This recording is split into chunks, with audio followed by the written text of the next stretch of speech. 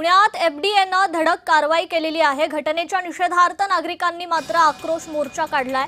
Hotel, restaurant, bakery आणि डेअरींची तपासणी होतीये। 10 आस्थापनांचे परवाने तत्काळ निलंबित करण्यात आलेले आहेत। अस्वच्छता आणि अन्न सुरक्षा नियमांचं पालन न केल्यानं 10 आस्थापनांचे परवाने आणि नोंदणी तत्काळ निलंबित करण्यात आली आहे।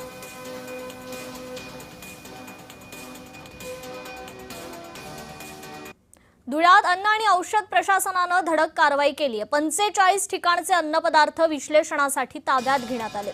17 प्रकरणांमध्ये 2,23,000चा दंड वसूल करण्यात आलेला आहे।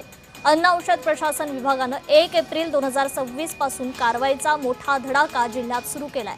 आतापर्यंत 45 विविध प्रकारचे अन्नपदार्थ विश्लेषणासाठी घेण्यात आले असून इतर 5 ठिकाणी कारवाई करत 16,023 किलोचे 836 पॅकेट्स अन्नपदार्थांचे जप्त करण्यात आलेले आहेत। 15,71,880 रुपयांचा हा मुद्देमाल ताब्यात घेण्यात आलेला आहे। तसेच प्रतिबंधित अन्नपदार्थांवर 11 कारवाया करण्यात आल्या।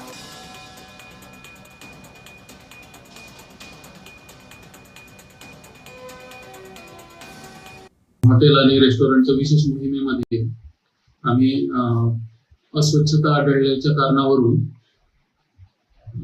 3 हॉटेलचे परवाने जे आहेत ते निलंबित केले आणि 5 ते 6 ठिकाणी आम्हाला विनापरवाना व्यवसाय आढळल्यामुळे त्यांना परवाना धारण करेपर्यंत बंद करण्याची नोटीस दिली।